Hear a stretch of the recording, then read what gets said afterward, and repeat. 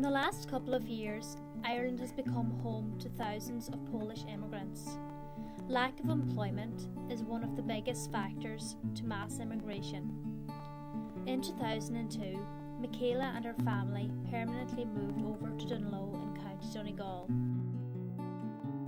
We left Poland when I was about 12, and at that time there wasn't many people moving to Ireland. Many Polish people didn't even know where Ireland was. My dad got a job just through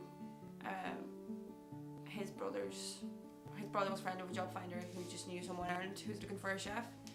And back then most Polish people would go over to Germany, America. They wouldn't really go to Ireland, maybe England, but it wasn't as big yet because you had to get a working visa, which was quite expensive. So that was when we told our friends that I was moving over to Ireland. It was a bit difficult because nobody understood why would you go to a country that nobody knows where it is and who's there and what are the people like and what language do they speak. Is it Irish? Is it English? What is it? So Dad moved here for 7 months and then we decided that he either goes back to Poland or we moved to Ireland because the long distance thing wasn't working.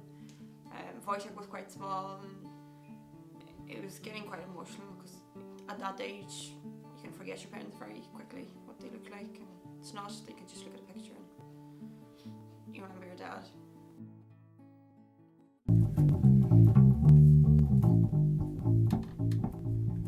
Well, I don't remember much about Poland, just the block and the apartment I lived in. I didn't really spend much time in the house. It was mostly, the most I remember is outside where I used to play with my friends. Yeah, but other than that, every summer I'd go to my auntie. She lived on the northwest of Poland beside the sea. She lived in the farm. So I would spend most of my time there pretending to help, but you really couldn't do anything when you're 4. So we moved, the decision was we're going to move to Ireland. The owner of the hotel my dad was working for said, bring the family, we'll help you out.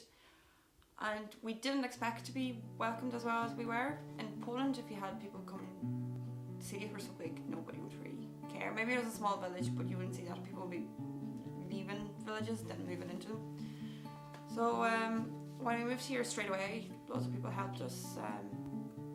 People who even had nothing to do with the hotel or didn't work with my mum in the shop or our dad and just say hello, where you're from. They helped us out, took us to the school, showed where the secondary school is, where the primary school is, what you need to do, what papers to sign. So that was brilliant.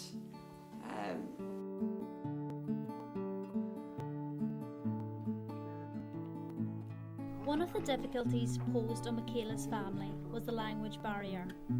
Although Michaela and her mother spoke English, her brother and her father initially struggled to adjust. I had no English at all, so I was just going into my first class in primary school and just sitting there and playing with toys while they tried to teach me English. Wojciech had no English when he moved, as he said before, so he had a teacher who would spend extra hours with him.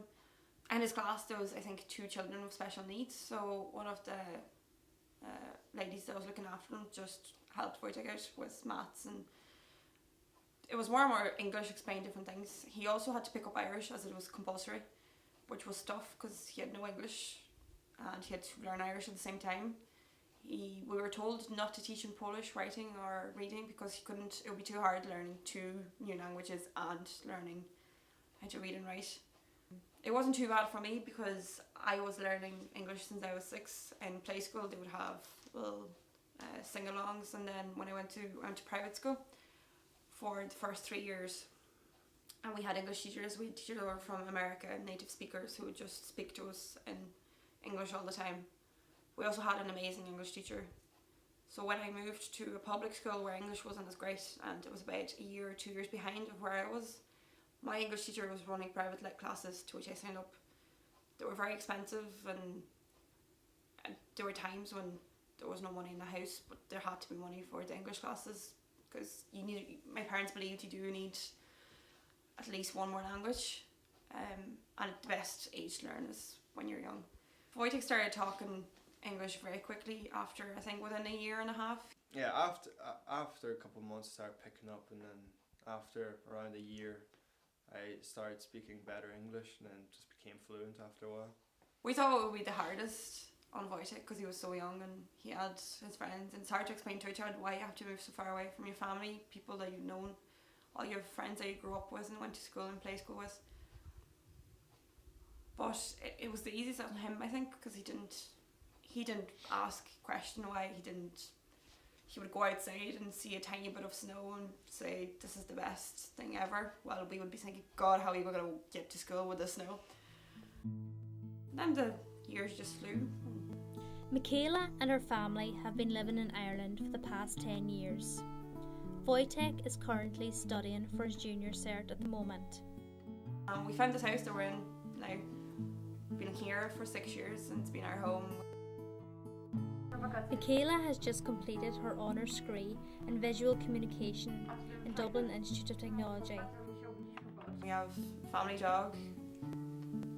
Dad has his huge garden. To Michaela and her family, this rural town in Donegal is their home. Don't think we'll.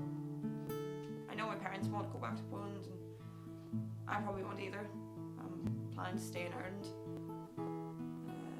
Maybe build a house somewhere here as well.